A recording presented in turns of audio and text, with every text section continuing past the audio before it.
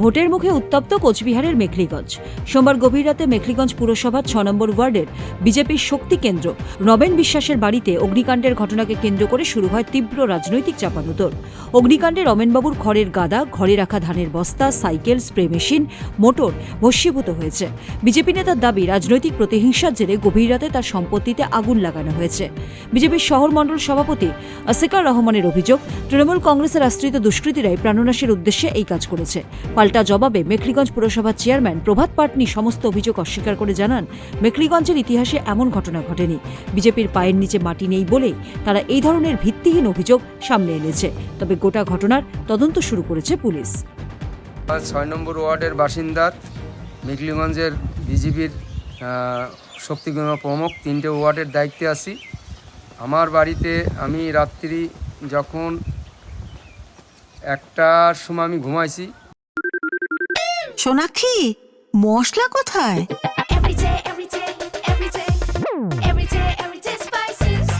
Everyday মশলা, দেশের স্বাদ। মিটিংতে আসে পরবর্তীতে আমি সকালবেলা উঠে দেখি কি আমার কলের পুঁজিতে আগুন তখন জ্বলতেই ছিল।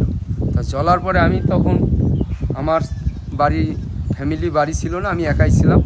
তারপরে আমার কাকাকে ডাকলাম, ডাকা এসে দেখি, তখন আমি ঘরেরটা দেখিনি যে ঘরের ভিতরেও আগুন লাগাইছে।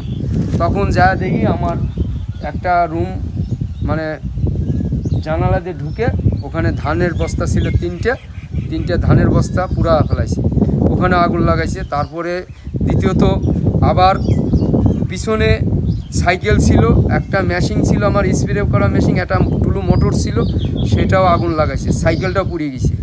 রাজনীতি আমি এনটি গ্রুপে আমার যে আছে সেই করবে, আমি কারো নাম কি বলবো, আমার বলার কি আছে।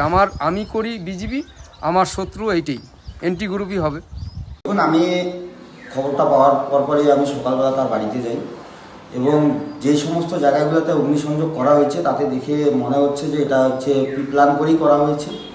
তার ঘরের দরজা এবং তার আরেকটা রুমে এবং তার পাশে একটা খড়ের গাদা ছিল, সেখানেও অগ্নিসংযোগ করা হয়েছে।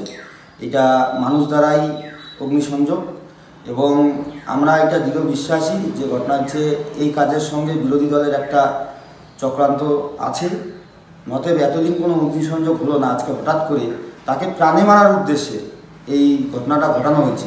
যে সমস্ত এলাকাগুলো তৃণমূল কংগ্রেস আজকে তারা সাধারণ জনগণকে ভয় দেখাচ্ছে, শাসাচ্ছে, সেই জায়গাগুলোতে কেন্দ্রীয় বাহিনী রুটমার্চ করা উচিত এবং সাধারণ ভোটারকে আশ্বস্ত করা উচিত।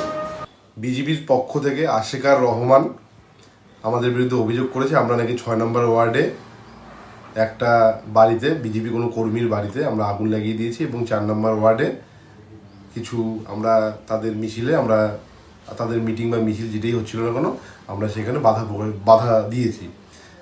আসলে আসিকার রহমান, আপনারা যারা মিডিয়া রয়েছেন অবগত রয়েছেন, আসিকার রহমানের নাম এসআইআরের লিস্টে ডিলিট হয়ে গিয়েছে। ডিলিটের তালিকায় মানে তিনি ভারতের নাগরিক নন।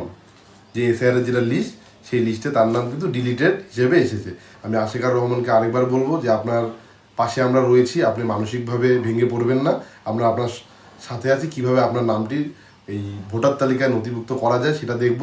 আর আপনিও চেষ্টা করেন আপনার বিজেপির ইশারায় ইলেকশন কমিশন যেভাবে এসআইআর করে নাম ডিলিট করেছে, আপনার নামটা কীভাবে অন্তর্ভুক্ত করা যায়, কারণ আপনি কিন্তু আমাদের কাছে যা খবর ভোট দিতে পারবেন না। মেখলিগঞ্জ থেকে শুভ্রজিৎ বিশ্বাসের রিপোর্ট, উত্তরবঙ্গ সংবাদ।